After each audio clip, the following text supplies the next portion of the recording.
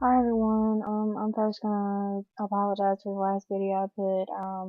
The sound wasn't alright, and I hope the sound's okay on this one.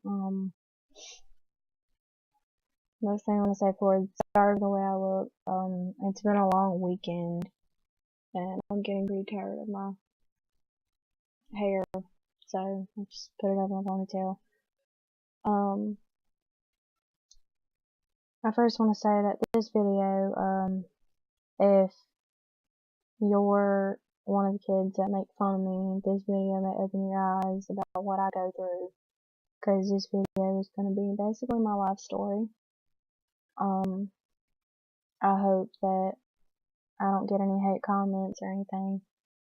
Um, and a lot of people may disagree with what I say, but this is the truth, the whole truth, nothing but the truth.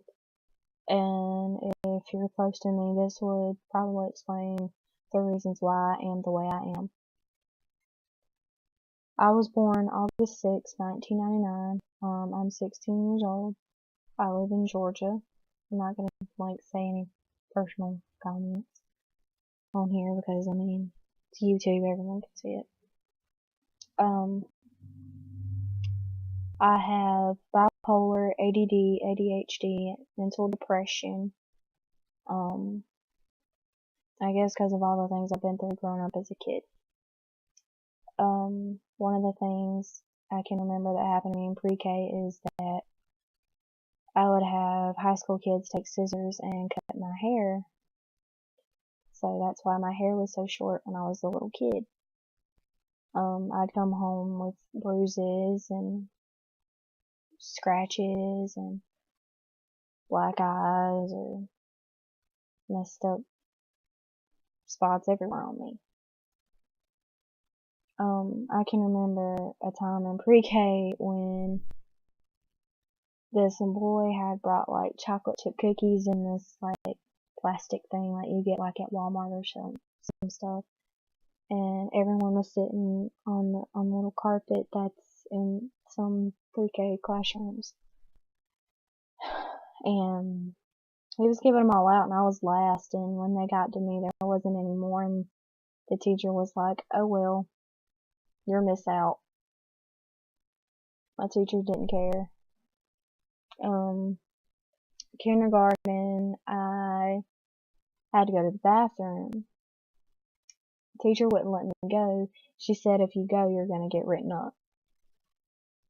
So I was in there. After 5 minutes of her saying that, I peed in my pants, and I was laughed at by a lot of kids.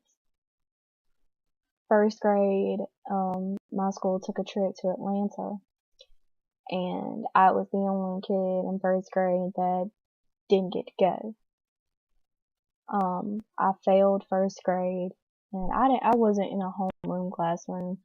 I was basically in detention all the time for stuff I didn't do. Like, there was this one time this girl said I bit her. Like, in first grade, you had, like, the line Lear and the caboose and stuff like that. It's stupid. But the girl was in the back of the line, I was in the front of the line, and we had, like, these little name tags, this little clip thing that goes on your shirt with a little barcode on it. I put mine up, and I was gonna ask the teacher for, like, help on something, and this girl, she yelled, "Ow," really loud, and all the other kids were sitting down, and the girl said that she got bit, and the teacher asked everybody who bit her, and they all said my name, and I was like,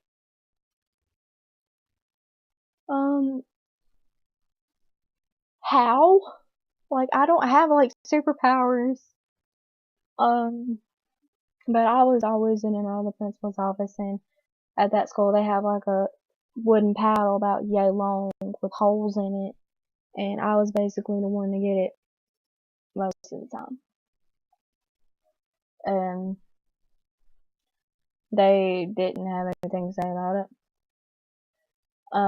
I had asthma too, and if I was supposed to have an attack, I need my inhaler. My teacher wouldn't send me to the nurse. They wouldn't even let me keep my pump on me. and I had asthma really bad. Like, I'd have anxiety attacks and stuff like that, and they didn't care. Second grade was worse. Like, I grew up not having any friends whatsoever. Like, I've been by myself. I had no friends, no one I could talk to, no one to help me with anything. And then in second grade, it was bad because my teacher, she did not like me at all. Like, she would kick me out of her classroom just because I raised my hand. And there was this one time I went to her desk and asked help for something, and she pops an attitude with me when I turn around. She's like, "Don't you ever roll your eyes at me." Like, I didn't roll my eyes at you. She's like, "Get out of my classroom. You're pissing me off." And that's exactly what she said. So I sat there and was like, okay. I was in and out of the counselor's office. I was in and out of the principal's office, and it was bad. I failed first grade. Sorry if I'm going back and forth between grades. It's just coming to me, I guess. In first grade, we had this worksheet and I didn't know how to do it. So my first grade teacher decides to keep me from eating breakfast until I get the worksheet done. She's like, "Well, if everybody else can do it, you can too. You're not going to eat breakfast until you get your work done." And about the time I got it done, it was too late to go eat. They wouldn't even let me get a tray or anything. So yeah, that went well. So in second grade, all that went down, and we had like a little character day. I dressed up as Tinkerbell, and they had a computer lab day, and I wasn't allowed to go because I didn't finish my work. About the time I did, I went to catch up with everyone. The teacher made me stay because apparently I was running down the hallway. So in third grade, it got a little better, but I had this girl take my book bag and slam my head down on the bus floor, and I've had like this big old dent in the back of my head from it. I had this girl take like pencils and crap and slap my thigh with it, and I've had her like stab me in the shoulder and hit me saying that, "Oh, if you tell the bus driver I'm gonna beat you up," crap like that. I was like, then I had like this Barbie doll that I had on the bus, and these little boys were messed up. They were like, "I want to hold your Barbie doll, and if you don't let us, we're gonna tell the bus driver you got a toy on the bus." Cause that bus driver was mean. She said that if you had any toys on her bus and you took them out, she'd throw them out of her bus window. Sorry, I'm stuttering. So I let the two little boys hold my doll, and they start ripping her clothes off. We know what those boys are doing in the future. But I got in trouble for it, and my mom went to the bus driver one morning and said, "Well, if my daughter had a toy on the bus, where's that toy at?" She didn't show my mom because she already threw my doll out of the bus window. So after all that went down, my dad finally had enough of that school and decided to put us in homeschool. And that got us behind. So now I'm 16 years old in ninth grade.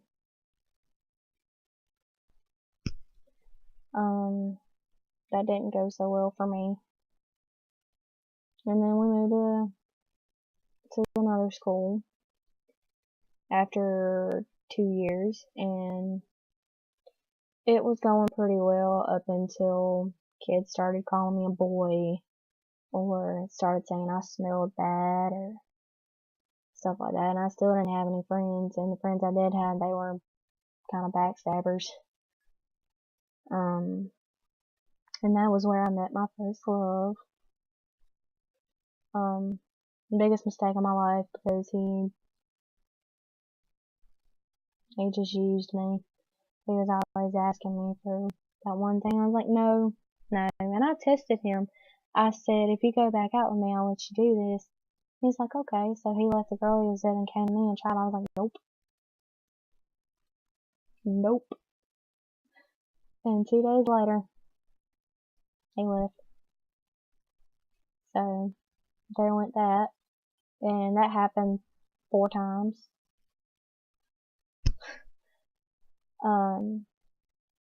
Then at 6th grade, we moved here, and my 6th grade math teacher was a bitch. The first day I was there, I got in trouble because apparently I was talking, and I didn't know how strict this school was, and it was just bad. Like, I even had one of the teachers yell in my face, spit in my face, telling me to shut up in her classroom, and it was bad. 6th grade dance, the boy that took me to the dance left me for 4 other girls. So my 6th grade dance was awesome. 7th grade, I was with a boy that was a 9th grader, and he wasn't allowed to take me to the dance. I'm not gonna say his name, but he was the biggest mistake of my life because he cheated on me, which I actually did thought that I loved this boy a lot. He showed me a lot of things, but come to find out that he was just using me. And I went into a state of shock after it happened. It hurt me really bad that happened to me because I never felt love that strong before. And it makes me sit back and wonder, what did I do wrong? I guess I wasn't good enough for him, and I guess I never gave him what he wanted. So he tried other girls while we were dating, and his excuse to those girls were, it's not working out, which I thought it was fine. He never said that there was a problem or anything. So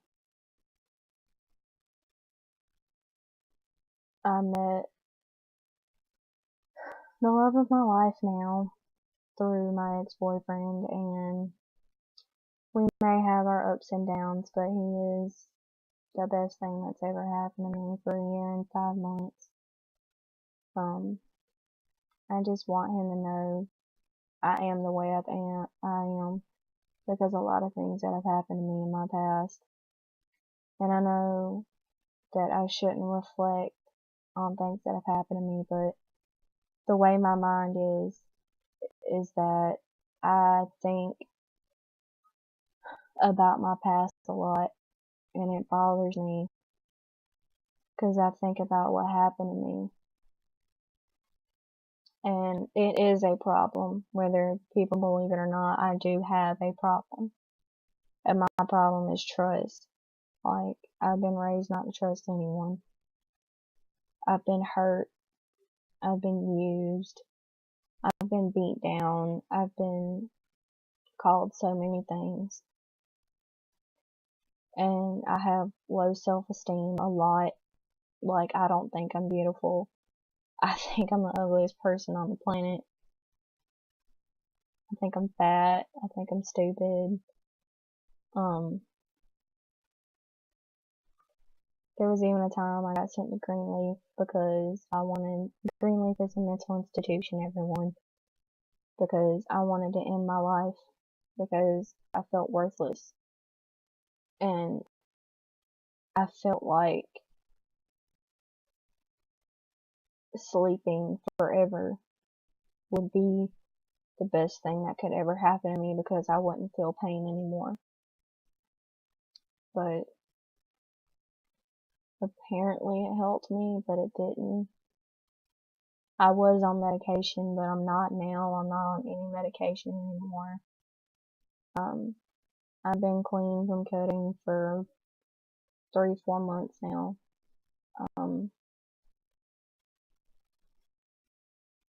I just want to say to people that know me and to the main person that is the closest to me, I am the way I am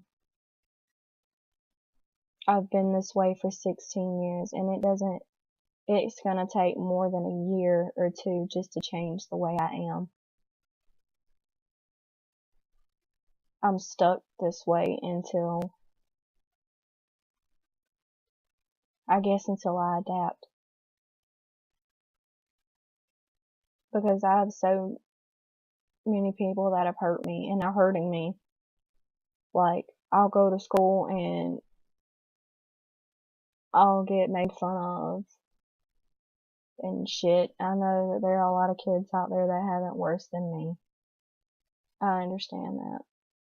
And I just believe that no kid should have to go through it or anything worse like that. I've had notes put in my locker telling me to go kill myself.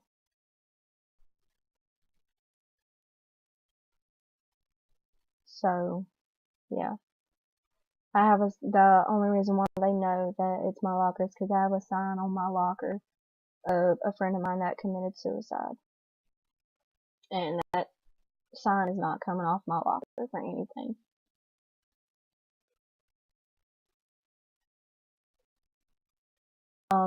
I lost my granddad on December 13th, 2015. It was my last granddad that was on earth. After that, I don't have any more grandparents except my nana, and that's it.